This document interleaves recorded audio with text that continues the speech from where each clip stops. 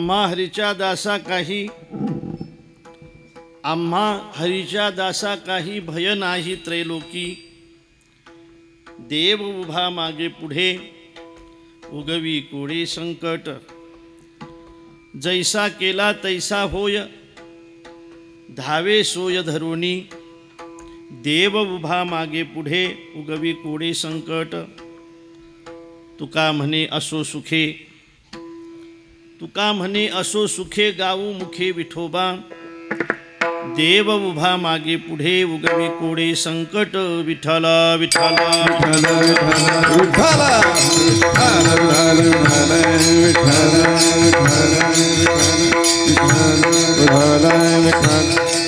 महायोग पीठे तटे भीमरथ्यां वरं पुंडरीका यदा तु मुनीन्द्रैः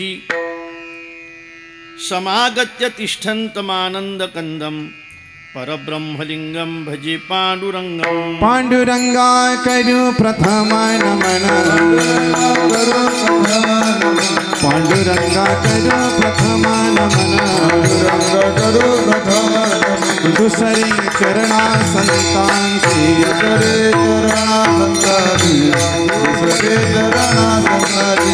त्यांच्या कृपादाने कथेचा विस्तार,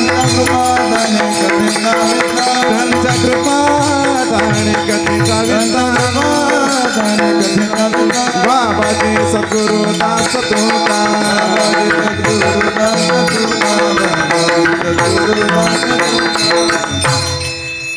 ओम नमो ज्ञानेश्वरा करुणा करा दयाळा. तुमचा अनुग्रह लाधलो पावन झालो चराचरी. मी कळा कुसरी काहीच नेने बोलितो वचने अतिभाविका. एका जनार्दनी तुमचा दास त्याची आस पुरवावी. तुमचा अनुग्रह लाधलो पावन झालो चराचरी. नमो सद्गुरु तुकया ज्ञानदीपा, नमो सद्गुरु सच्चिदानंद रूपा, नमो सद्गुरु भक्त कल्याण मूर्ती, नमो सद्गुरु भास्करा पूर्ण कीर्ती. जयांचे केलिया स्मरण होय सकळ विद्यांचे अधिकरण. तेची वंदू श्रीचरण श्री गुरूंचे ते नमस्कार होनी आता. विठ्ठल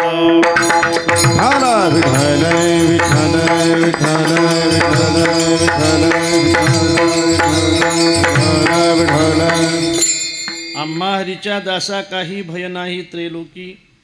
देव उभा मागे पुढे उगवी कोडे संकट.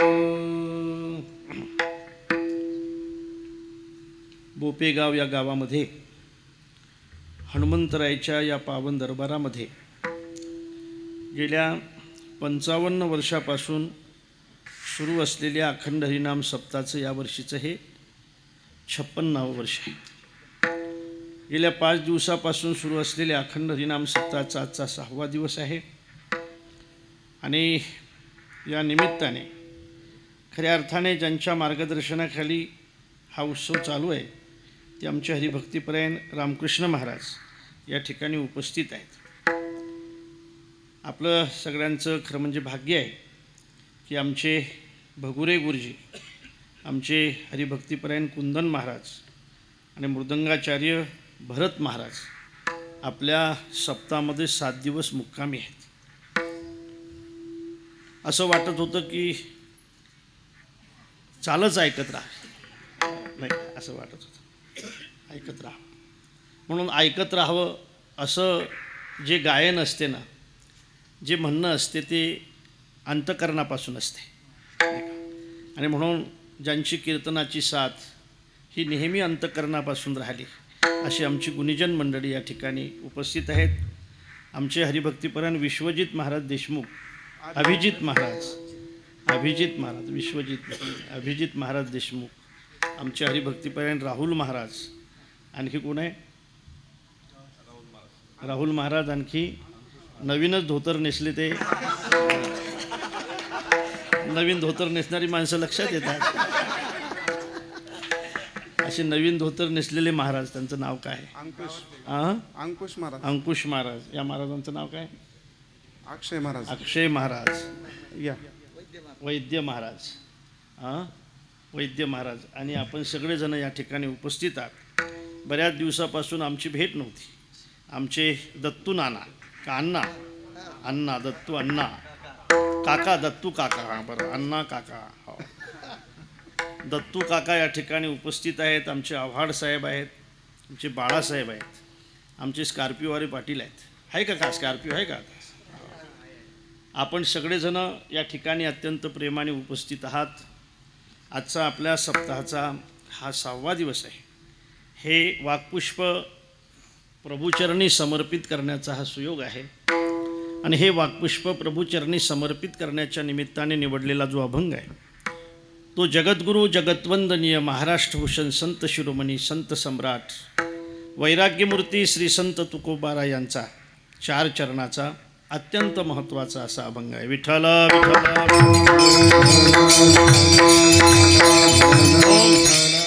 या अभंगातून जगद्गुरू तुकोबारा आहे दास्यभक्तीने भक्ताला काय स्थिती प्राप्त होते याबद्दलचा विचार प्रतिपादन करतायत. महाराज असं म्हणतायत, जे भक्ती करत असतील त्यांना कुणाला भिण्याची गरज नाही, त्यांना जीवनामध्ये भय नसतं. मला असं वाटते भय नाही असा माणूस नाही, प्रत्येकाच्या पाठीमागं काहीतरी भय आहे. एखादा उंदीर जर पडत असेल ना तर त्याच्या पाठीमागं सापाचं भय आहे. एखादा किंवा जो उंदीर पडत असेल तर त्याच्या पाठीमागं मांजरीचं भय आहे, सापाचं भय असं म्हणू आपण. साप जर पडत असेल तर त्याच्या पाठीमागं मोराचं भय आहे, मोर सापाला खात असतो. भेको धावती तंच धावती फणिसर्प शिकी धावती असं म्हटलं जातं आहे. पुढे पडत असेल ना समजून चला याच्या पाठीमागं काहीतरी भय आहे म्हणून हा पडतो आहे. आपण प्रपंचामध्ये जर पळत असाल ना तर आपल्या पाठीमागं काहीतरी भय आहे म्हणून आपण पडतो आहे. म्हणून धावणारी माणसं खऱ्या अर्थाने भयाने धावत असतात. धावतायत त्याचा अर्थच असा असतो की पाठीमागं काहीतरी भय आहे म्हणून त्यांचं धावणं चालू आहे. विठ्ठल विठ्ठल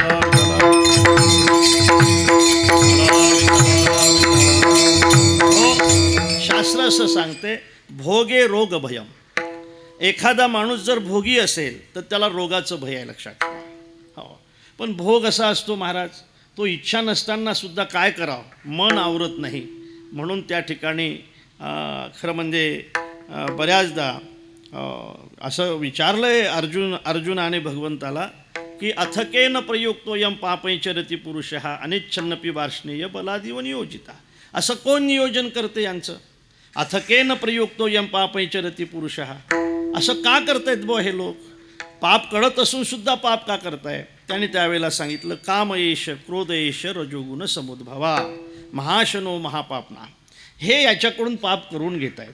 याचा अर्थ असा आहे, इच्छा नसताना सुद्धा काही गोष्टी माणसाकडून घडत असतात, इच्छा नसताना सुद्धा घडतात.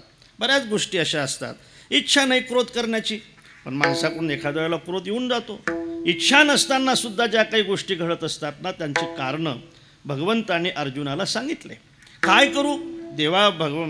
तुकोबारायांना सुद्धा असं म्हणावं लागलं की काय करू देवा, काय करू? माझे अवगुण मला कळतायत पण काय करू? काय करू मन काय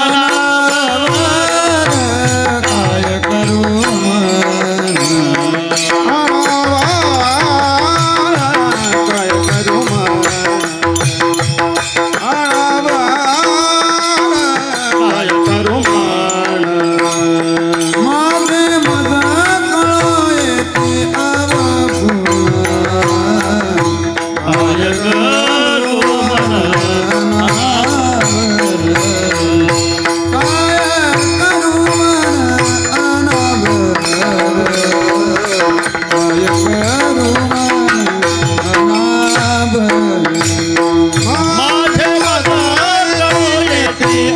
अवगुण काय करू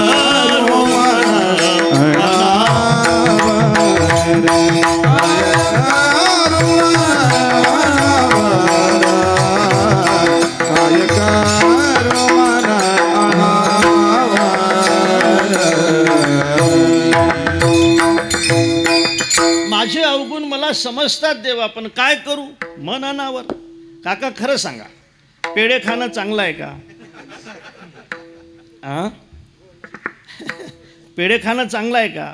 म्हणजे चांगलं नाही असंही मला म्हणायचं नाही आणि चांगलं आहे असंही म्हणायचं नाही. ज्या माणसाला शुगर असेल त्याने वैद्य महाराज पेढे खाणं चांगलं आहे का हे जरी देत असले तरी नाही. पेढे खाणं ही गोष्ट चांगली नाही, जास्त साखर खाणं ही गोष्ट चांगली नाही. आपण चहा पित असलो तरी चहा पिणं चांगली गोष्ट आहे का? चांगली गोष्ट आहे का?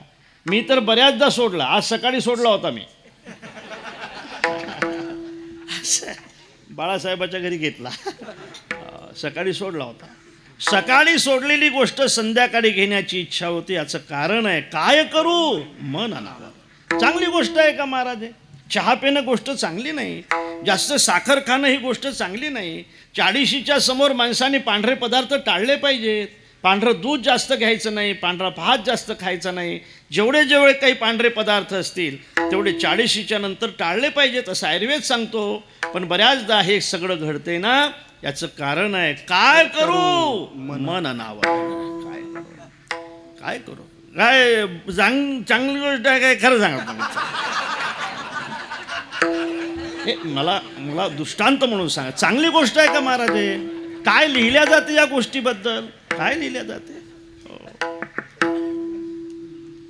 दारू गांजा मत पियारो अक्कल गुंग होती है. दारू गांजा मत पियारो अक्कल गुंग हो जाती है. दारू गांजा मत पियारो अक्कल गुंग होती है. दारू गांजा मत पियारो अक्कल गुंग हो जाती है. अपने पल्लों का दाम खर्च कर, अपने पल्लों का दाम खर्च कर, मुंह में मट्टी जाती है. बंदे होशियार रहना बे, साहिब राजी रखना बे. बंदे होशियार रहना बे, साहिब राजी रखना बे. बंदे होशियार रहना बे, साहिब राजी रखना बे.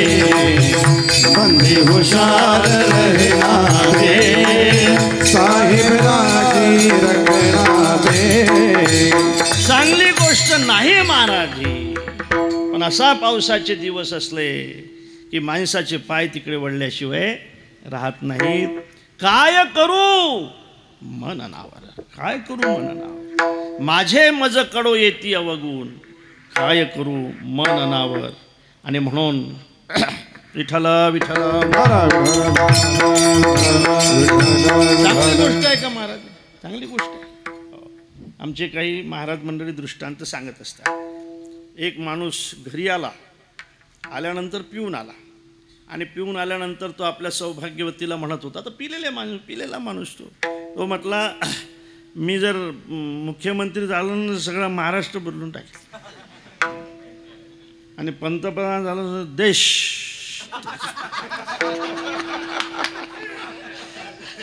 तुम्ही हसले याचा अर्थ देश सगळं देश देश.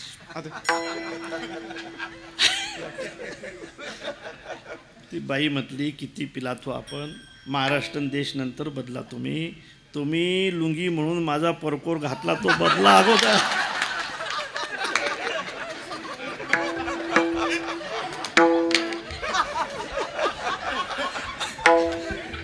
परकोरच नेसला महाराजा.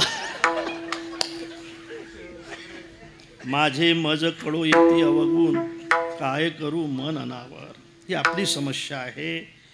चंचल मी मन कृष्ण आपली समस्या आहे महाराज. ही भोगी माणसाच्या जीवनामध्ये भय असतं रोगाचं. कुलेच्युती भयम. कुलवान माणसाच्या जीवनामध्ये भय असतं कुलच्युत होण्याचं. भयंकर भयंकर प्रकार समाजामध्ये आता चाललेत. काय सांगावं महाराज? काय कसं होईल?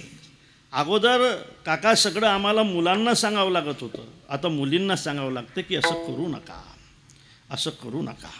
तुमचा बाप काहीही सहन करायला तयार आहे. तुमचा बाप तुमच्या लग्नासाठी किती खर्च करायला तयार आहे. पोरी हो, तुमचा बाप ज्या वेळेला तुमच्यासाठी वर पाहतो ना, तो बॅकग्राऊंड पाहत असतो, मामकूड पाहत असतो, त्या लोकांचे स्वभाव पाहत असतो, त्याची शेती पाहत असतो, त्याचं सगळं पाहत असतो. तो काय करतो, व्यसनी आहे का नाही हे पाहत असतो. आणि हे सगळं पाहून माझी मुलगी चांगल्या घरी पडली पाहिजे म्हणून हे सगळं तो पाहतो आणि सगळं पाहून तुम्हाला त्या घरी देतो. पण तुम्ही ज्या वेळेला बापाच्या पश्चात निघून जाताना त्यावेळेला तुम्ही काय पाहताय? काय पाहता तुम्ही? तुम्ही काहीही पाहत नाही. त्याची संपत्ती पाहत नाही, त्याची सत्ता पाहत नाही, त्याचं व्यसन पाहत नाही, त्याचा स्वभाव पाहत नाही, ते घर कसं आहे हे सगळं पाहत नाही. आणि मग मात्र तुम्हाला पश्चाताप झाल्याशिवाय राहत नाही हे फार वाईट गोष्ट आहे, लक्षात ठेवा. पूर्वीचा काळ खूप चांगला होता महाराज. लोकांनी काही ग्रंथाचा विरोध केला आहे, पण मला असं वाटतं ते ग्रंथ जे सांगत होते ना ते आजही महत्त्वाचं आहे. पूर्वीच्या काळामध्ये मर्जी पाडल्या जात होती. एखादा भाताला माणूस जर रस्त्यावर बसलेला असेल ना तर महिला चपला काढून जात होत्या. आता तुडून जातील, लक्षात ठेवा. अशी परिस्थिती आहे. ही परिस्थिती समाजामध्ये आली. कुलवान माणसाला दुसरं कोणचंच भय नाही, आता कुलच्युत होण्याचं भय आहे. कुलेच्युती भयम वित्तेत रूपालात भयम. जास्त जर पैसा झाला तर त्याला राजाचं भय आहे, त्याला मोदीचं भय जास्त आहे. आता वित्तेत रूपालात भयम माने दैन्य भयम. ज्याला मान असेल त्याला अपमान होण्याची भीती आहे. माने दैन्य भयम कुलेच्युती भयम वित्तेत रूपालात भयम.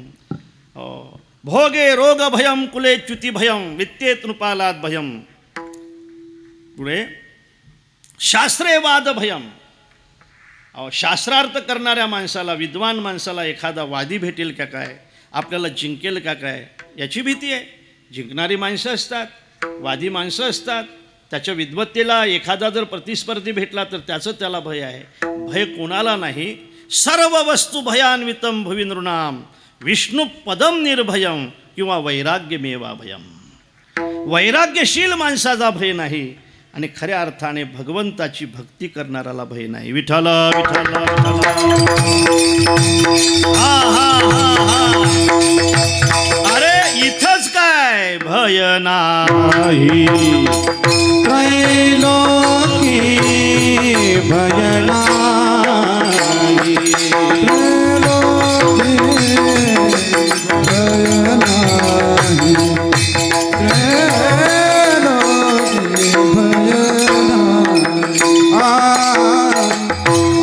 हरिचा दासा काही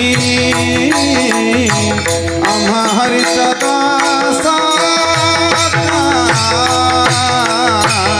आम्हा हरिचा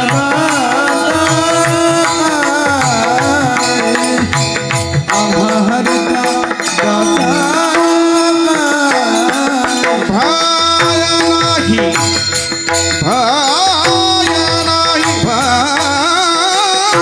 नाही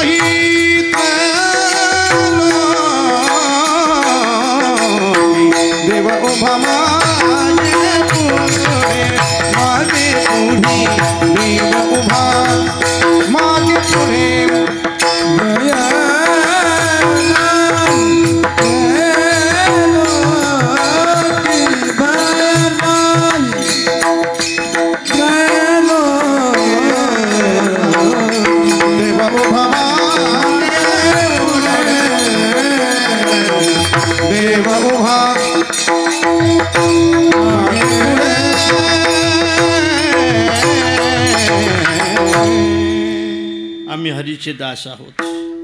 दास्यत्व ही भक्ती आहे गुरुजी.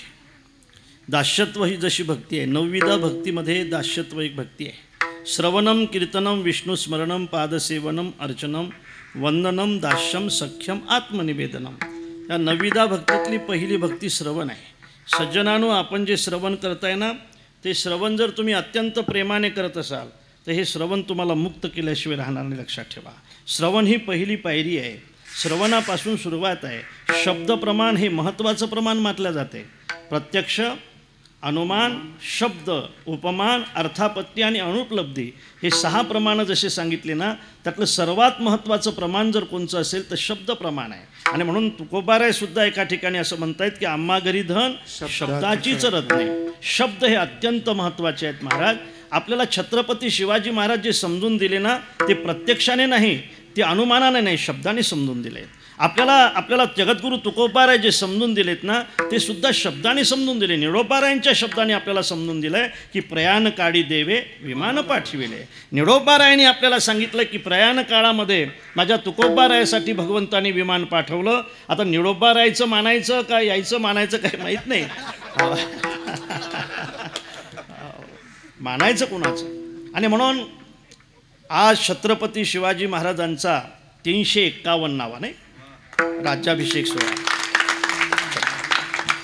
छत्रपती शिवाजी महाराजांचे अनेक वाक्य त्यांच्याबद्दल सांगत असताना अनेक चरित्रकार सांगतायत, पण मी नेहमी एक वाक्य सांगेल की वयाच्या 15व्या वर्षी आपल्या हातात तलवार घेणारा, वयाच्या 27व्या वर्षी अफजल खानाचा समाचार घेणारा, वयाच्या 32व्या वर्षी औरंगजेबाचा समाचार घेण्यासाठी आग्र्याला जाणारा, वयाच्या 42व्या वर्षी हिंदवी स्वराज्याची स्थापना करणारा, वयाची 51 वर्ष जगणारा आणि वयाची 35 वर्षे या मातीसाठी तलवार घेऊन रणांगणात उभा असणारा या जगाच्या पाठीवरचा एकमेव वीर म्हणजे छत्रपती शिवाजी.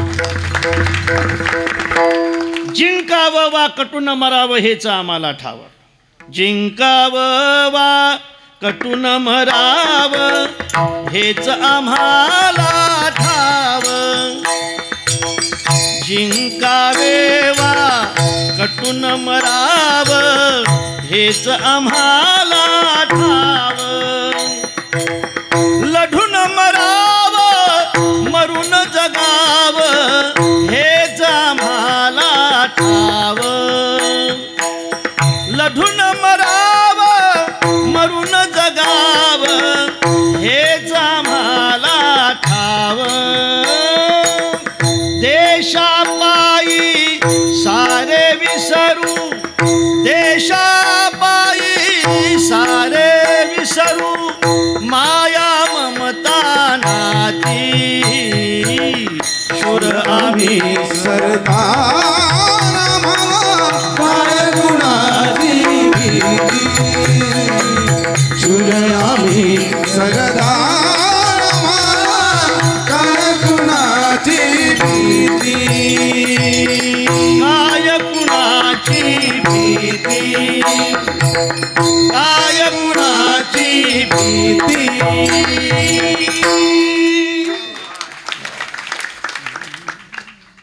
शिवछत्रपतींचा 351वा राज्याभिषेक दिन सोहळा आजचा दिवस आहे, लक्षात ठेवा. छत्रपतीबद्दल आपण अनेकदा ऐकतोय, अनेक त्यांच्या चरित्राचे भाग आहेत. छत्रपती आपल्याला समजून सांगण्याचं काम सुद्धा शब्दाने केलं. जगद्गुरु तुकोबाराय समजून सांगण्याचं काम सुद्धा शब्दाने केलं.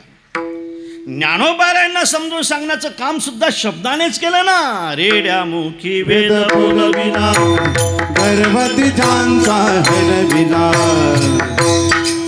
वेद बोलविला, गर्भवतीचा हरविला, रेड्या मुखी वेद बोलविला, गर्भवती ज्यांचा हरविला, रेड्या मुखी वेद बोलविला, गर्भवतीचा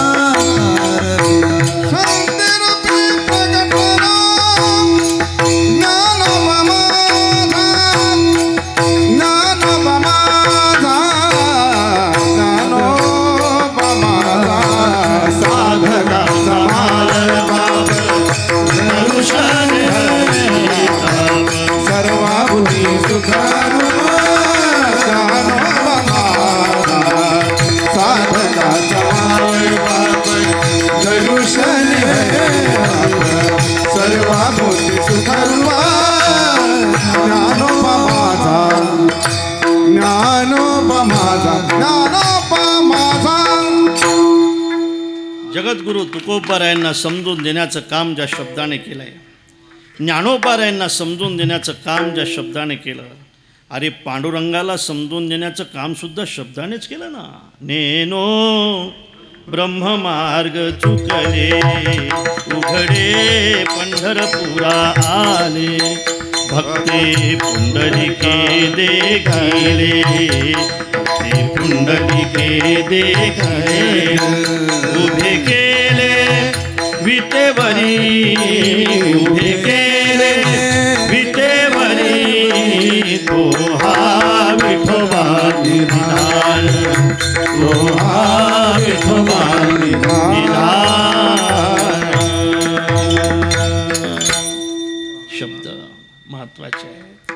भगुरे गुरुजींना सुद्धा दाखवण्याचं काम शब्दानेच केलं आहे, शब्दानेच केलं आहे. गायन खूप चांगलं आहे, पण अभंग नसते तर शब्दानेच केलं. आमच्या कुंदन महाराजांना दाखवण्याचं काम सुद्धा शब्दानेच केलं. धा किट धुम किट तकिट तका किट तकिट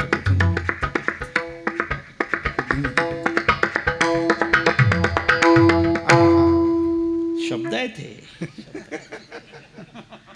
शब्दाचे आपल्यावर उपकार आहेत. शब्दाची गौरव पूजा करू, शब्दाची गौरव पूजा करू, शब्दाची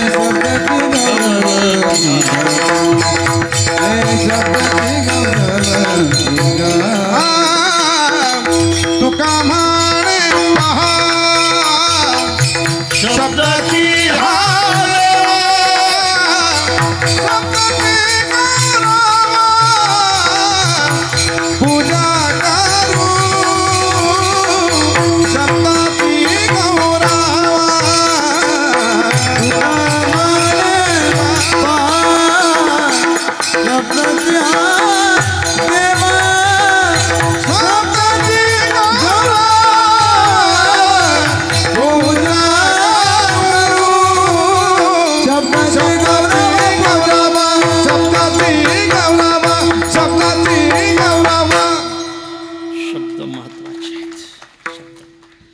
टाळ्या सुद्धा शब्दामुळेच आहेत. एक लक्षात ठेवा, आम्ही जे कीर्तन करतो हे शब्दच आहेत. हे शब्द तुमच्याकडे येत आहेत म्हणून आम्हाला तुम्ही बोलावताय. तर लक्षात ठेवा, शब्द हे सांगणं ही जशी आमची जबाबदारी आहे, तसे शब्द तुम्ही अत्यंत प्रेमाने ऐकणं ही तुमची जबाबदारी आहे. सांगू, तसा शब्दाचा जर विनियोग नाही चांगला केला तर हे शब्द माणसाला नरकातही नेतात, आणि शब्दाचा विनियोग जर चांगला केला तर हे शब्द माणसाचा उद्धारही करतात. या शब्दाचा उपयोग जर तुम्ही काहीतरी वेगळंच म्हणण्यासाठी केला तर हे नरकात नेतील, नाही का? नरकात नाही, शांताबाई नाही, असं काही हे नरकात नेतील. पण या शब्दाचा विनियोग जर तुम्ही चांगला केला तर हे शब्द तुमचा उद्धार करतील. बहुसार उपकाराची राशी. शब्द हा बहुसार उपकार. मग शब्दाचे आपल्यावर उपकार आहे. सज्जनानो, आपण अत्यंत प्रेमाने ऐकताय असं मी समजतो. ते शब्दसुद्धा प्रेमाने ऐकले पाहिजे. जितकं श्रवण तुम्ही अत्यंत प्रेमाने कराल ना, ते श्रवण तुमचा उद्धार केल्याशिवाय राहणार नाही. उद्धारासाठी दुसरी साधना करण्याची गरजच पडणार नाही. लक्षात ठेवा, श्रवण चांगलं करत असाल तर. माऊली असं म्हणतात, एखाद्या वैऱ्याला तुम्हाला मारायचं असेल आणि तो वैरी जर फक्त शब्दाने मरत असेल तर शस्त्राची काय गरज आहे? तो वैरी जर फक्त शापाने मरत असेल, आता तुम्ही शिव्या देताना जसा शाप देत, पाचा फणाचा डसील असं नाही का, उद्या सकाळी तुझं मळं निघील. मला असं वाटतं अशा 2-4 म्हाताऱ्या सीमेवर पाठवून द्यायच्या, पाकिस्तान मेल असं.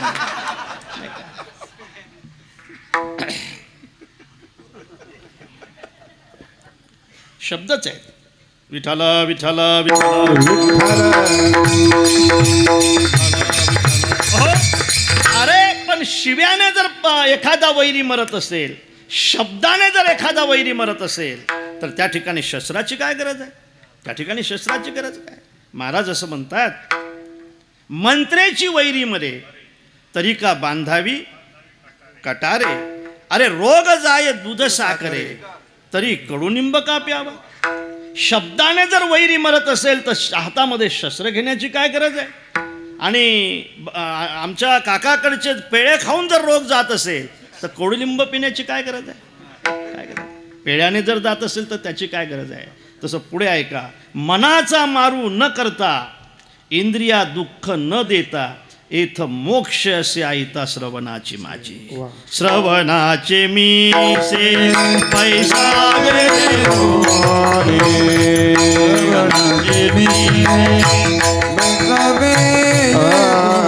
श्रवणाचे मी से पैसावे बोनी.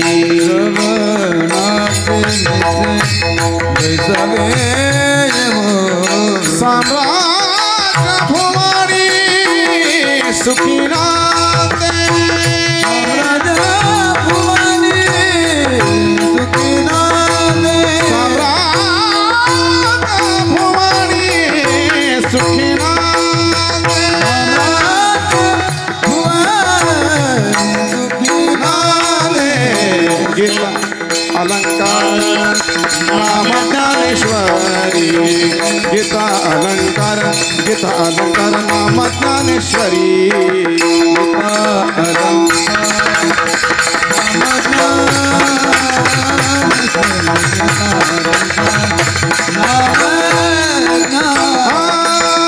श्रवणाचे मिश्री पैसावे मोनी सम्राजा भुवनी सुखिना समर्थ भुवनी सुखिना श्रवणाचे मिश्री पैसावे मोनी सम्राजा भुवनी सुखिना सुखिना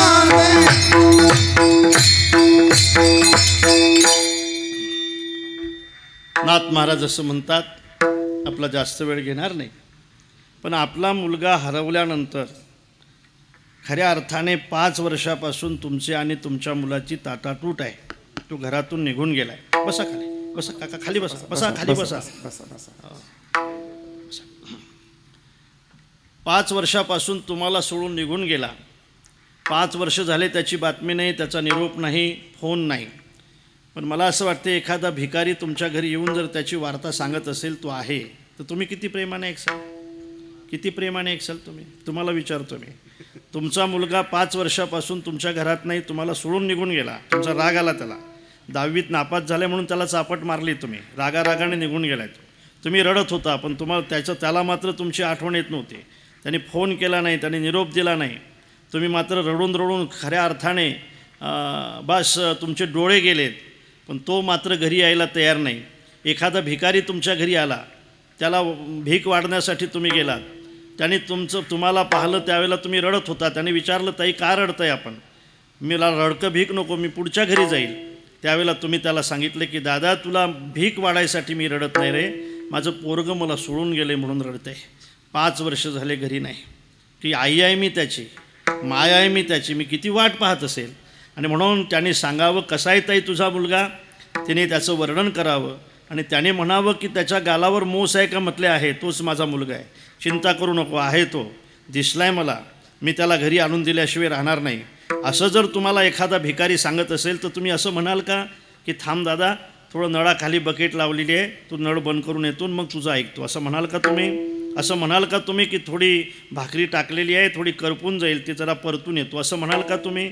असं म्हणाल का तुम्ही की गॅसवर किंवा चुलीवर दूध ठेवलेलं आहे, ते उतू जाईल, ते खाली उतरून येतो, असं म्हणाल का तुम्ही. आणि असं तरी म्हणाल का तुम्ही, तुले का गरीब आहेस, तू काही आमच्या समाजाचा नाहीस, तू काही आमचा नाहीस, तू एक भिकारी आहेस, आम्ही लेका आमच्या समाजाच्या लोकांचं ऐकतो, आम्ही फक्त आमदार खासदाराचं मंत्र्याचंच ऐकतो, तू भिकारी आहेस, असं म्हणाल का तुम्ही.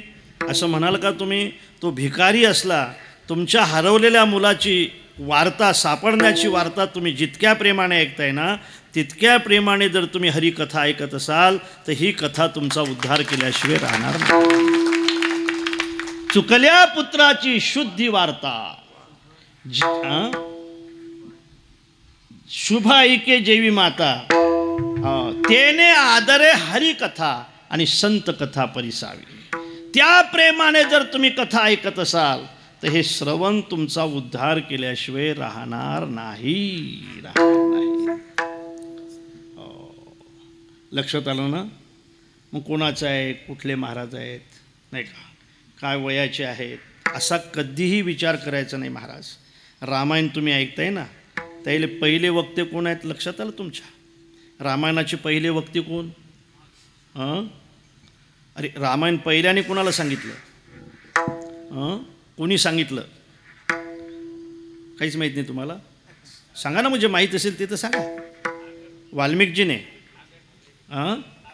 अगस्तीने, आणखी त्याच्या अगोदर कोणी सांगितलं, शिवजीने. त्याच्या अगोदर कोणी सांगितलं, अरे रामायणातले पहिले वक्ते आहेत माझे हनुमंतराय. पहिल्याने हनुमंतरायाने रामायण सांगितले. आणि कुठे सांगितलंय, अयोध्येत नाही सांगितलं, लंकेत सांगितलं. आणि कोणाला सांगितलं, सीतेला सांगितलंय. रामचंद्र गुण बर नाही लागा. अरे ज्याने ही अंगठी आणली, अंगठी मुद्रिका अचूक मी ओळखली ही त्याची. पुढे काय, मज सांग अवस्था दूता रघुनाथाची. ही मुद्रिका मी ओळखली, ही माझ्या नाथाची मुद्रिका आहे. पण ज्याने ही मुद्रिका आणली तो त्यांचं वर्णन का करत नाही, त्यांची बातमी का सांगत नाही. आणि म्हणून त्या ठिकाणी हनुमंतरायाने कथा सांगायला सुरुवात केली. म्हणे या रामायणाचे पहिले वक्ते आहेत हनुमंतराय आणि रामायणाची पहिली श्रोता आहे सीता. सीता ही पहिली श्रोता आहेत आणि हनुमंतराय हे पहिले वक्ता आहेत. महाराज बघा वक्ता कोण आहे. योनी जन्मला मरकट, माकड वक्ता आहे. असं म्हणतायत की सकाळी सकाळी माकडाचं नाव घेऊ नये, सकाळी सकाळी माकडाचं तोंड पाहू नये. प्रभातेनं घ्यावे नाव माकडाचे, तैसे अभक्ताचे सर्व काळ. अभक्ताचं नाव कधीच घ्यायचं नाही, पण माकडाचं नाव सकाळी सकाळी घ्यायचं नाही. माकडाचं तोंडसुद्धा सकाळी पाहायचं नाही म्हणे. आपल्या सौभाग्यवतीला एकाने विचारलं, काय गं 10 दिवस जाते बाहेर जातो, माझं कामच होत नाही, कोणाचं तोंड पाहतो काय सांगा. सौभाग्यवतीने सांगितलं, तरी मी तुम्हाला म्हणत होती की तुम्ही घर सोडताना आरसा पाहू नका.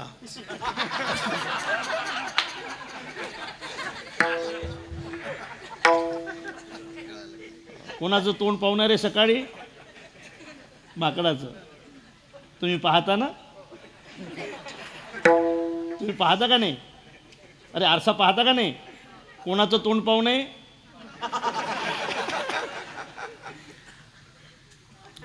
सकाळी ज्याचं तोंड पाहू नये महाराज, सकाळी ज्याचं नाव घेऊ नये, ते जर पहिले रामायणाचार्य असतील तर मला असं वाटतंय श्रवण जर तुम्ही चांगलं करत असाल तर कोण वक्ता याच्याकडे लक्ष द्यायचं नाही, तो काय सांगतो हे महत्त्वाचं आहे.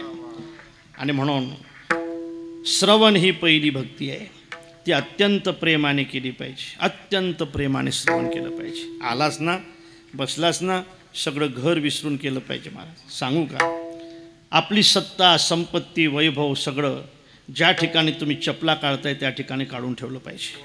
मी श्रीमंत आहोत म्हणून जर तुम्ही कथा कीर्तन ऐकत असाल, मी कोणीतरी सत्ताधीश आहोत म्हणून जर तुम्ही कथा कीर्तन ऐकत असाल, मी कोणीतरी वक्ता आहोत म्हणून जर तुम्ही कथा कीर्तन ऐकत असाल तर परिणाम होणार नाही. कथा वक्ता म्हणून ऐकायची नाही. कारण मी कथेचा वक्ता आहे हे जरा चुकलं, इथं असं पाहिजे होतं, तिथं तसं, याच्यात वेळ जाईल ना आपला.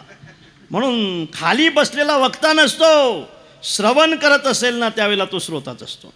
वक्ता म्हणून कथा ऐकायची नाही, श्रीमंत म्हणून कथा ऐकायची नाही, सत्ता म्हणून कथा ऐकायची नाही, तर श्रोता म्हणून तुम्ही कथा ऐका.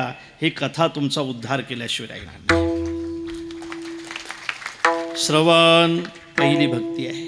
मला सगळ्या भक्ती आपल्या पुढे मांडायच्या नाहीत. या अभंगाच्या दृष्टीने जी भक्ती अत्यंत महत्त्वाची आहे ती भक्ती आहे दास्य भक्ती. विठ्ठल विठ्ठल कोण केली महाराज ही भक्ती?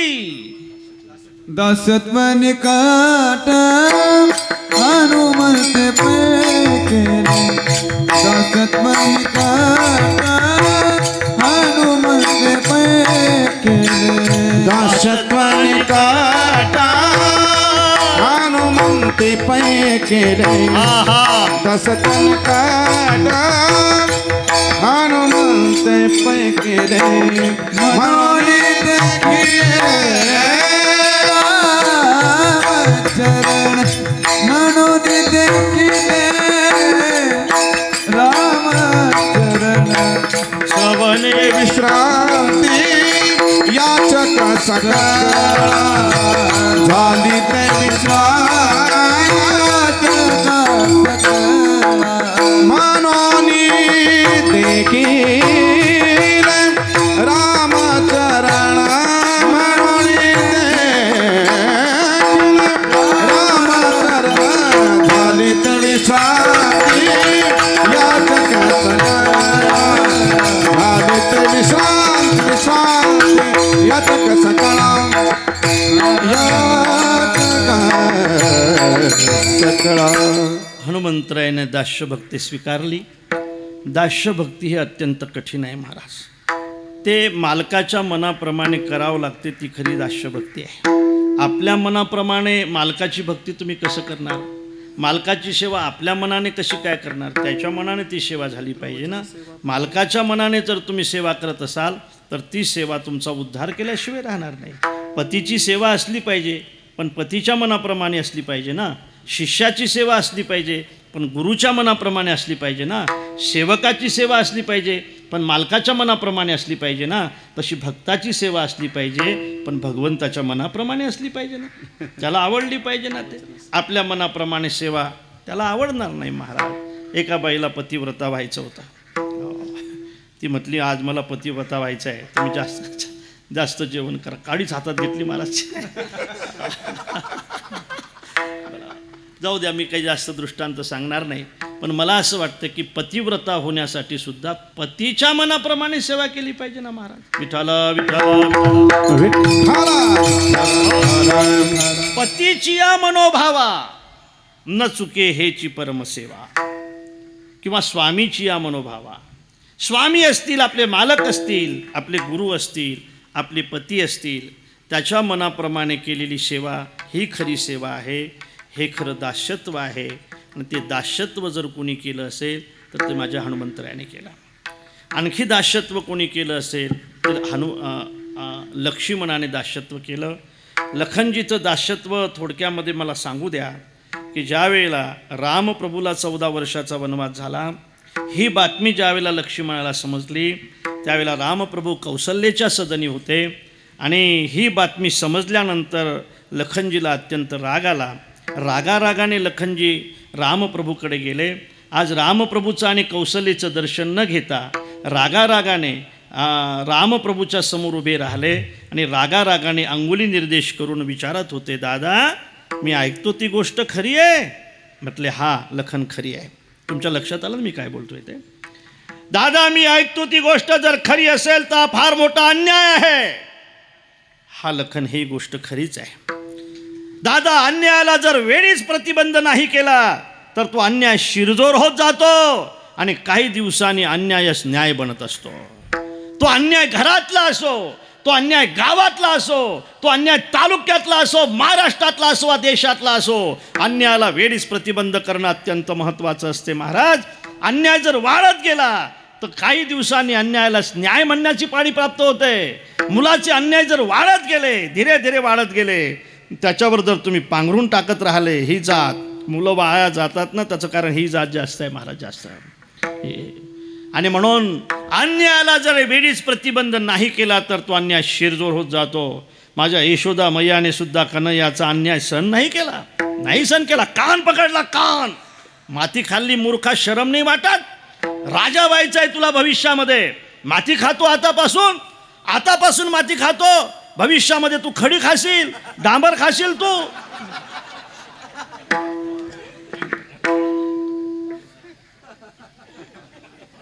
ज्याच्या हातामध्ये सगळ्यांचे कान आहेत त्याचा कान जर यशोदा मैयाच्या हातात असेल तर अहो भाग्यम नंदगोपवर्जव कसा. काय भाग्यवान आहे ती यशोदा. यशोदेने कन्हैयाचा, देवाचा अन्याय सुद्धा सहन केला नाही महाराज. कानाला पीड मारला, वरून काठी दाखवली, म्हणावं लागलं आई नको ग, आई नको ग, आई नको ग, आई नको ग, आई मज मारू नको ग. नाही नाही म्या पाहिली माती, पाहिली माती, नाही नाही म्या पाहिली माती, पाहिली माती. आई नको आई नको नको मारू, आई नको. मी माती खाल्ली तर नाहीच मा, पण मी पाहिली सुद्धा नाही माती. मला माती खाणं कसं काय म्हणतोय, माता मारू नाही. पाहिली माती, पाहिली माती, नाही नाही माती, पाहिली माती. कोणी सांगितलं मा तुला मी माती खाल्ली म्हणून? तुझ्या दादाने सांगितलंय तू माती खाल्ली म्हणून. दादाने सांगितलंय मा, ऐकू नको त्यानं. त्याचा आता पक्ष बदलला मा, 40 घेऊन गेला मा तो.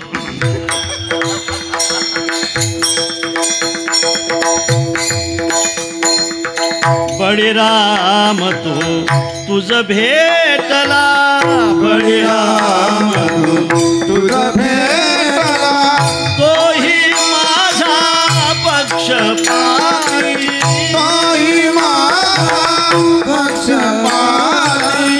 एका जनार्दनी पूर्ण कृपेने, एका जनार्दनी पूर्ण कृपेने आम्ही भजू दिन राती दिन राती आई नको ग आई नको ग आई नको आई नको आई मज मारू नको नाही नाही ना पाहिली पाहिली माती नाही नाही ना पाहिली माती पाहिली माती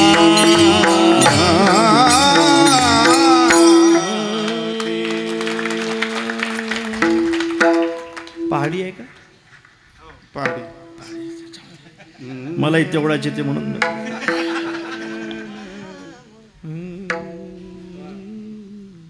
नाही नाही मी पाहिली म्हणते. कन्हैयाचा सुद्धा कान पकडला असेल यशोदामयाने तर आपला मुलगा ज्यावेळेला चुकेल ना त्यावेळेला सुद्धा त्याचा कान पकडला पाहिजे. लक्षात ठेवा. माझं तर मत असं आहे गुरुजी की मुलाचा कान शेवटपर्यंत मायच्याच हातात असला पाहिजे. कोणाच्या हातात असला पाहिजे चोपदार? आता कोणाच्या हातात आहे तुमचा?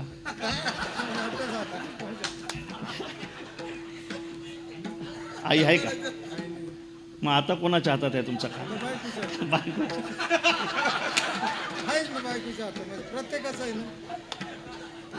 त्याचं आहे का? विचारावर त्यांना.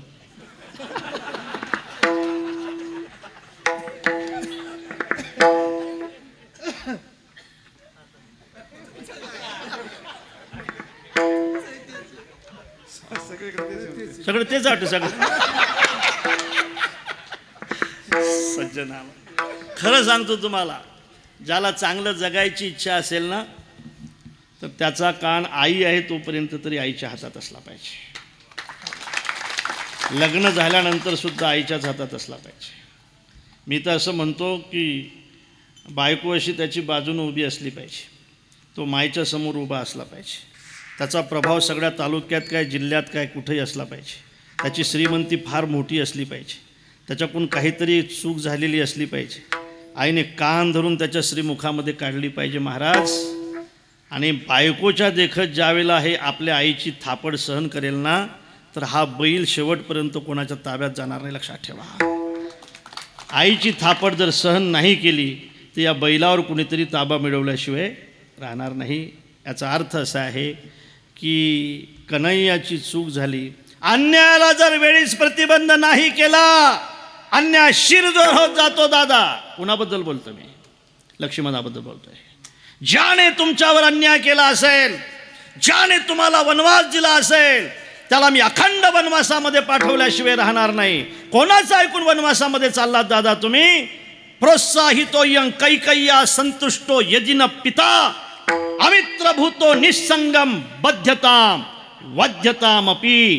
कैकईच्या कामवासनेने आपलं भान हरवून आपल्याच मुलाच्या हितावर निखारे ठेवण्यासाठी जो बाप धजावला असेल तो बाप आपला मित्र नाही, अमित्र भूतो. आणि अमित्र असेल तर बध्यताम, आणि बांधून जमत नसेल तर वध्यतामपि.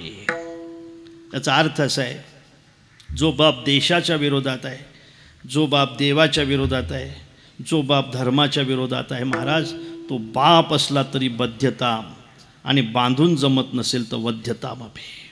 वध्यताम. प्रल्हादे जनक विभीषणे बंधू राज्यमाता निंदू भरते केली राजमाता निंदू. प्रल्हादे जनक विभीषणे बंधू राज्यमाता भरते केली राजमाता निंदू. लखन, माझ्या वनवासाचं कारण तुला काय वाटते कोण आहे? तुमच्या वनवासाचं कारण बाबा आहेत, ती माय आहे? नाही. लक्ष्मणा, माझ्या वनवासाचं कारण माझे वडील नाहीत, माझ्या वनवासाचं कारण माझी आई नाही. मग तुमच्या वनवासाचं कारण आहे काय दादा? प्रभूने सांगितलं. खरं सांगू का लक्ष्मणा, माझ्या वनवासाचं कारण माझं प्रारब्ध आहे. माय कैकयी ना दोषी नोहे दोषितात राजकान कानन यात्रा सर्व कर्मयाज खेळ चालला जे माझ्या पूर्वसंचिता पराधीन आहे जगती पुत्र मानवाचा घोषणा कुणाचा.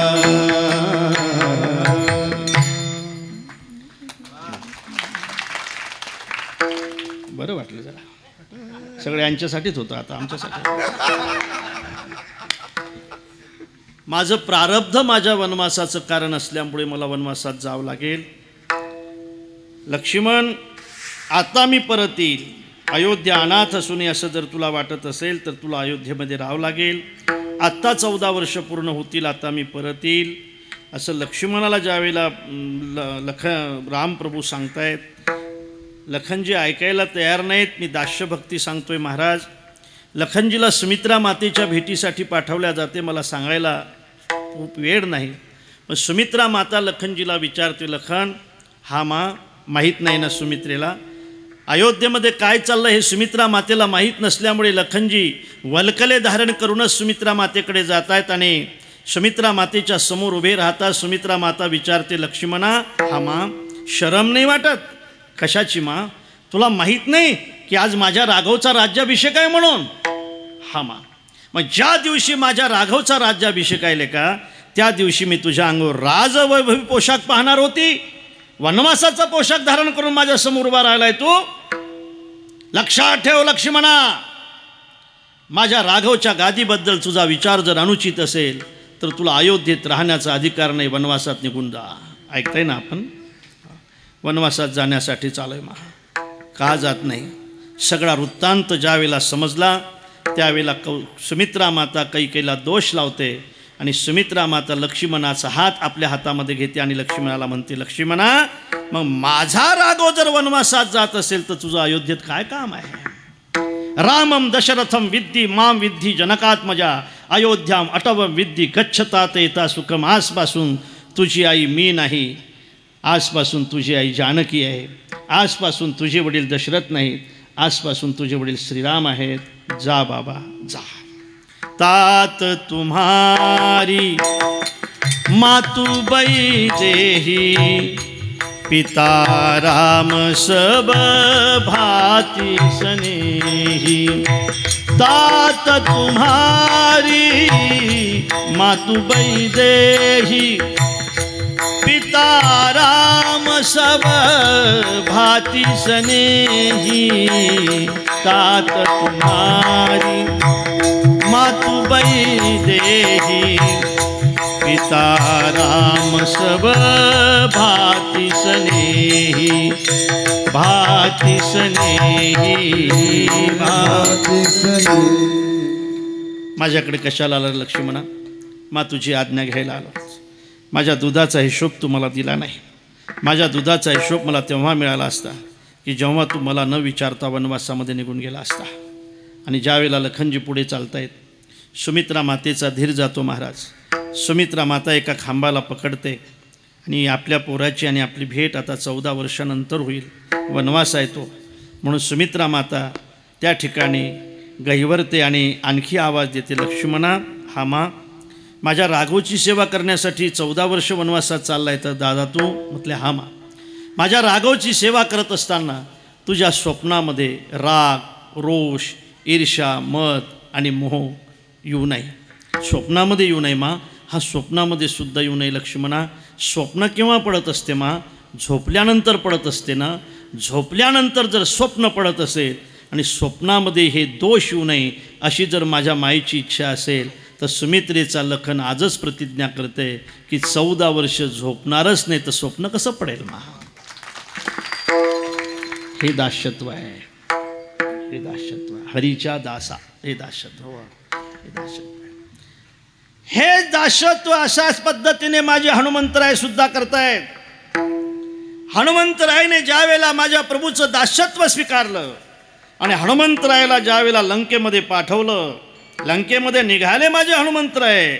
सूक्ष्म रूप धरी सियही दिखावा विकट रूप धरी लंका जरावा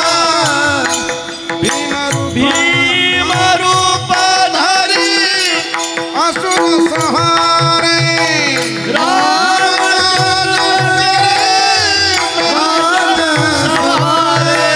सूक्ष्म रूप धरी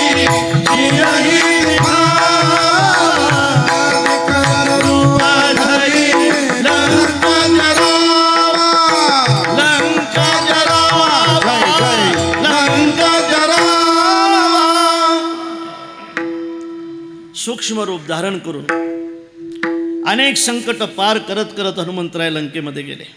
सूक्ष्म रूप धारण करून लंकेमध्ये त्यावेळेला जानकीचा शोध करत होते. जानकीचा शोध करत असताना लंका निशिचर निकर निवासा यहाँ कहाँ सज्जन रहे बासा. विभीषणाची त्यांची भेट झाली. विभीषणाने बोटाने मार्ग दाखवला जानकीचा. अशोक वनामध्ये गेले. रावण आला. रावणाने भय दाखवलं, निघून गेला. त्रिजटा नावाची एक राक्षसिनी होती. ती राक्षसिनी जानकीला समजून सांगत होती. ते सुद्धा माझ्या हनुमंतराने ऐकलं. जानकी निघून गेली. त्यावेळेला हनुमंतराय त्या ठिकाणी प्रगट झाले. हनुमंतराय आशीर्वाद दिला जानकीने. अष्टसिद्धी नवनिधिके दाता असवर दीन जानकी माता. त्यांनी सगळ्या बागेचा विध्वंस केला. फक्त बागेचाच नाही, विकट रूप धरी लंक जरावा, सगळी लंका जाळून टाकली. परत आले. युद्ध झालं. रामप्रभूने विजय प्राप्त केला. विभीषणाला गादी दिली. प्रभूचा राज्याभिषेक झाला. नंतर मात्र अंजनी पर्वतावर कोणाच्या अंजनी मातेच्या भेटीसाठी माझे हनुमंतराय आले. अंजनी मातेच्या इथंच आहे ना अंजनी पर्वत, त्र्यंबकेश्वर. हां, अंजनी पर्वतावर माझे हनुमंतराय अंजनीच्या भेटीसाठी आले. हनुमंतरायाला विचारलं, हनुम्या कुठं गेला होता रे? इतक्या दिवस भेटला नाही, कुठं गेला होता हनुम्या? हनुम्याने सगळा वृत्तांत सांगितला. आणि सगळा वृत्तांत सांगितल्यानंतर आई म्हणते, तू चाटा तर मारत नाही ना? तू खोटं तर बोलत नाही ना? तू रावणाची दाढी पेटवली? म्हटलं मा हां, रावणाची दाढी पेटवली मी. फक्त दाढीच नाही, सगळ्या माळ्या पेटवल्या मा मी त्याच्या. हो इंद्र, खरं हनुम्या तू रावणाची दाढी पेटवली? रावण कोण आहे माहीत आहे तुला? अरे इंद्र बारी, चंद्र छत्रधरी, यम पाणी वाहे घरी, वायू सर्वदा पूजे ओसरी, विधितेथ करी दडण कांडण, अश्विनी कुमार दोनी, परिमळ द्यावे श्रेयस लागोनी, विलंब होता अर्धक्षणी दासी धावोनी धुमसती, मैराळ देव कानडे. ऐकताय ना तुम्ही? करती राक्षसांच्या दाड्या खाडे, आरसान दाविती जयाकडे, तेची रोकडे बुकाडी, नवग्रहाची पिढा गाडी, ते रावणे घातले बांधवडी, पायी घालोनी या बेडी पायी तडी अडकविले. अरे विघ्न न राहू शके जया पुढे, तो गणेश होनी बापुडे, गाढवाचे कडप गाडे चहूकडे उडत असेल असा जो रावण लेका, त्या रावणाची दाढी पेटवली तू? हा मा, माडीसुद्धा पेटवली मा. हे सगळं तू केलं आहे? म्हटलं हा मा, सगळं मी करून आलो आहे.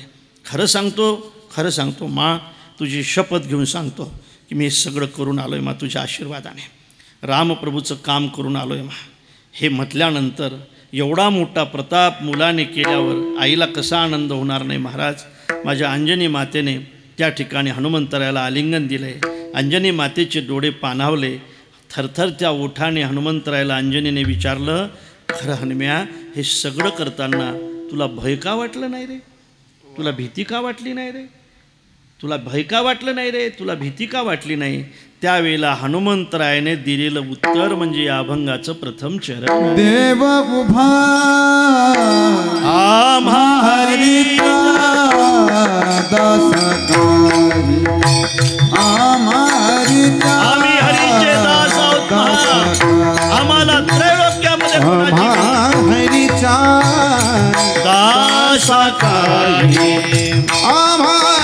हरीचा दास काही, दास काही,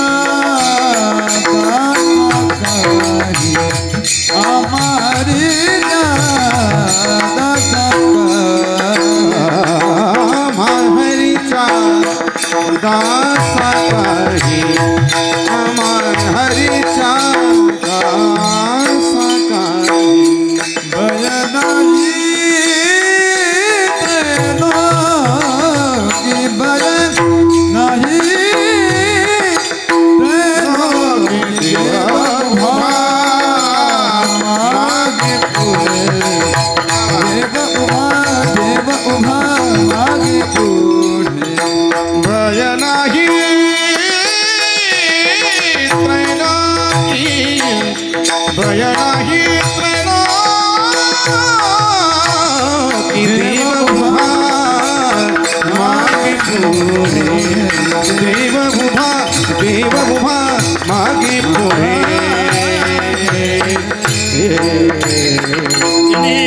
लोकांमध्ये आम्हाला भय नाही. त्याचं कारण सांगितलं. देव उभा मागे पुढे. आमच्या मागं आणि पुढे देव उभा असतो म्हणून भय नाही. अर्जुनाच्या पुढे होता. युद्ध आहे तोपर्यंत अर्जुनाच्या पुढे होता. आपण पुढा राहिला. पायुकू पाठीशी घातला. आपण पुढा राहिला.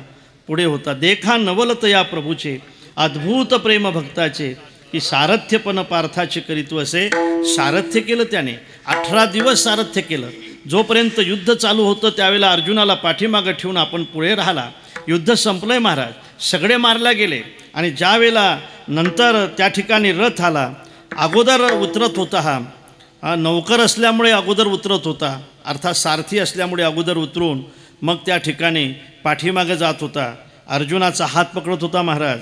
आणि अशी एक आपली मांडी वर करत होता. हा अर्जुन आहे ना इथं पाय देत होता भगवंताच्या. त्याला अर्जुन म्हटल्यापेक्षा अर्जुन्या म्हटलेलं बरं. इथं पाय देत होता. हातात हात घेत होता. मग खाली उतरत होता. मग तो आसनावर बसत होता. नंतर प्रभू पुढे जात होते. घोड्याचे लगाम काढत होते. घोड्याला बांधत होते. त्याचा खरारा करत होते. हा बादशाह फक्त पाहत होता. हे रोज चालू होतं. पण शेवटच्या दिवशी ज्या वेळेला शेवटचं युद्ध संपलं, रथ आपल्या ठिकाणावर आला, त्यावेळेला भगवंताने सांगितलंय की अर्जुना तू खाली उतर. म्हटले मला कसं काय उतरायला लावतो तू? रोज तू उतरत होतो. मला हातात हात देत होतो. नंतर मी खाली उतरलं पाहिजे ना. तू माझा नौकर आहे. मी मालक आहे. आणि तू अगोदर उतरलं पाहिजे. नंतर मी उतरलं पाहिजे असा आपला नेम आहे. नाही म्हटले आज तू लवकर खाली उतर. नाही म्हटलं मी नाही उतरणार. अर्जुन्या उतर लवकर खाली. जास्त शहाणपणा करू नको. खाली उतर तू. खाली उतर. सज्जनानो अर्जुन खाली उतरला. खाली उतरल्यानंतर अर्जुनाने खाली उतरलेत. आणि नंतर अर्जुनाला सांगितलं घोडे सोड. म्हटले मला सोडायला लावतो. म्हटले सोड. घोडे सोडायला लावले. नंतर भगवंताने उडी मारली. काय झालं? रथ पेटला. युद्ध चालू होतं तोपर्यंत पुढे होता. युद्ध संपल्यानंतर पाठीमागे होता. देव उभा मागे पुढे देव उभा मागे पुढे देव उभा मागे पुढे देव उभा मागे पुढे उगवी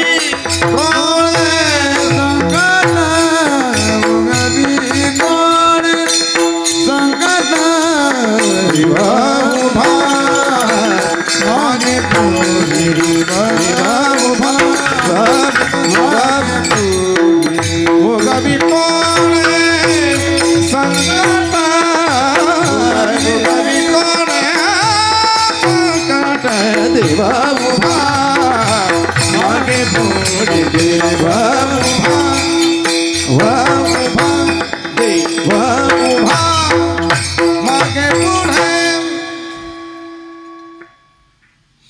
तुम्ही जर दास्यत्व भक्ती स्वीकारलेली असेल किंवा नवविधा भक्ती, कोणची भक्ती जर तुम्ही प्रेमाने करत असाल तर तुमच्या मागं पुढे तो उभं राहिल्याशिवाय राहणार नाही. याचा अनुभव घेण्यासाठी ती भक्तीसुद्धा तशी असली पाहिजे महाराज. आपण जर वरपंगी असाल तर तो सुद्धा आपल्याशी वरपंगीच राहील ना. नाही जो यथामाम प्रपद्यन्ते नाही तंस तथैव भजाम्यहम्. माझे जसं भजन करतात तसं मी त्यांचं भजन करतो आहे.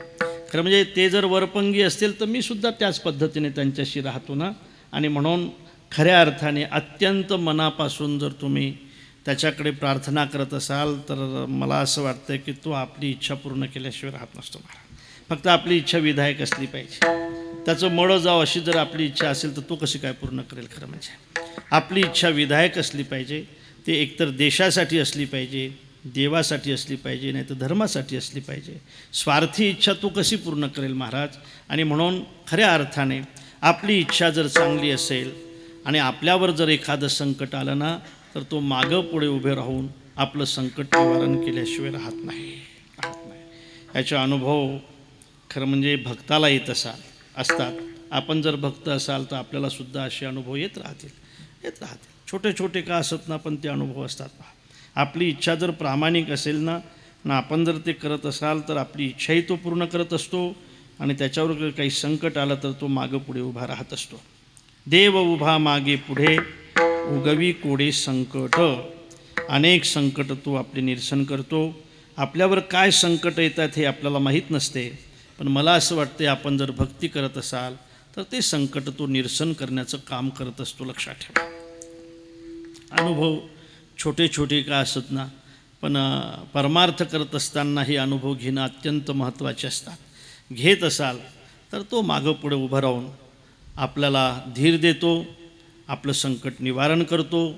आणि पुढचा विषय असा आहे की संकट काही सारखं नसते महाराज. वेगवेगळं संकट असते, वेगवेगळ्या समस्या असतात, नाही का. बालपणामध्ये समस्या असते, काहीच कळत नाही, नाही का, काहीच कळत नाही. ही बालपणातली समस्या आहे. मला वाटतं ही समस्या फक्त बालपणातच आहे असं नाही, आता म्हातारं होईपर्यंत ही समस्या आहे. तारुण्यामध्ये विषय हे माणसाला त्रास दिल्याशिवाय राहत नाही, आणि म्हातारपणामध्ये गुडघे जात आहेत, आपल्याला कोणी सांभाळ केला नाही, हे त्रास दिल्याशिवाय राहत नाही. समस्या ह्या समस्याच असतात. भक्ताची संकट वेगवेगळी असतात, वेगवेगळी संकट असतात. प्रल्हादावर आलेलं संकट वेगळं आहे, प्रल्हादावर आलेलं संकट वेगळं आहे. प्रल्हादावर संकट आलं त्यावेळेला त्याच्या बापाने असं ठरवलं होतं की माझ्या राज्यामध्ये देवाचं नाव मी कोणाला घेऊ देणार नाही, आणि जो घेत असेल ना त्याला मी शिक्षा केल्याशिवाय राहणार नाही. कोणची शिक्षा? देहांत ही शिक्षा. त्याला फासावर दिल्याशिवाय मी राहणार नाही. कोणी ठरवलं असं? हिरण्यकश्यपूने ठरवलं. पण ज्याने ठरवलं त्याच्याच घरामध्ये महाराज असा मुलगा जन्माला आला की हिरण्यकश्यपू म्हणतो मी देवाचं नाव घेऊ देणार नाही, आणि प्रल्हाद म्हणतो मी देवाचं नाव घेतल्याशिवाय राहणार नाही. कितीही मला जरी त्रास दिला माझ्या बापाने तरी मी मात्र देवाचं नाव घेतल्याशिवाय राहणार नाही. असं देवाचं नाव घेणारा प्रल्हाद हिरण्यकश्यपूच्या घरामध्ये जन्माला आला. आता माझ्याच घरामध्ये जर हा जन्माला आला असेल आणि माझं जर ब्रीद असेल नाव घेऊन येते देवाचे, तर मी यालासुद्धा देवाचं नाव घेऊ देणार नाही, आणि घेत असेल तर मी तोच दंड यालाही दिल्याशिवाय राहणार नाही. मग अनेक प्रयोग केले प्रल्हादाला मारण्याचे, अनेक प्रयोग केले. सापाच्या खोलीमध्ये कोंडलंय, हत्तीच्या पायाखाली दिलं, होलीच्या मांडीवर टाकलं, कडेवरून लोटून दिलं, ते आपलेल्या तेलाच्या कडेमध्ये झोकून दिलं, विष पाजलंय प्रल्हादाला स्वतःच्या आईच्या हाताने. नाही मेला, हो हो नाही मेला, मरत नाही म्हणून एक दिवस विचारलं. इतके प्रयोग केल्यानंतर सुद्धा तू का मरत नाही रे? कोण जगवते तुला? प्रल्हादाने उत्तर दिलंय की बाबा तुम्हाला जो जिवंत ठेवते ना तोच मला जगवते, तुम्हाला जो जिवंत ठेवते तोच मला जिवंत ठेवतोय, मला जिवंत ठेवणारा मी आहे. अरे म्हटले नाही बाबा, तुम्हाला जिवंत ठेवणारे तुम्ही नाहीत, कुणीतरी वेगळा आहे. मग कुठं आहे तो? कुठं आहे तो? त्यावेळेला प्रल्हादाने विचारलं, उत्तर दिलंय कुठं नाही तो. देश काल दिसी विदिसी हुमाई, कहू सो कहा जहा प्रभु नाही, कहू सो कहा जहा प्रभु नाही. हरिव्यापक सर्वत्र समाना, तो कुठं नाही. बोर्ड दाखवलं त्या हिरण्यकश्यपूने या खांबात म्हटले आहे. खांबावर त्याने लात मारली, त्या ठिकाणी त्याला प्रगट व्हावं लागलं. प्रल्हादावर त्या पद्धतीचं संकट होतं म्हणून तो त्या ठिकाणी नरसिंह रूपाने अवतीर्ण झाला. माझ्या चोखोबारायावर असं संकट होतं म्हणून त्या ठिकाणी तो चोखोबारायची बहीण झाला. गोरोबा काकावर तसं संकट होतं म्हणून त्याचे मडके घडवण्यासाठी तो त्या ठिकाणी गोरोबा काकाचा नौकर झाला. त्या ठिकाणी अनेकावर अनेक संकट होते म्हणून त्या पद्धतीने तो होत होता. मग जसं संकट असेल तसं तो होतो महाराज अभंगाच्या 3ऱ्या चरणात. जैसा केला तैसा भोजा, जैसा केला तैसा भोजा, जैसा केला तैसा भोजा, जैसा केला तैसा भोजा. धापे स्वाम धरोनी देवा उभा मागे पुढे, देवा उभा मागे पुढे. धापे स्वाम धरोनी देवा उभा मागे पुढे, देवा उभा मागे पुढे, मागे पुढे, मागे पुढे.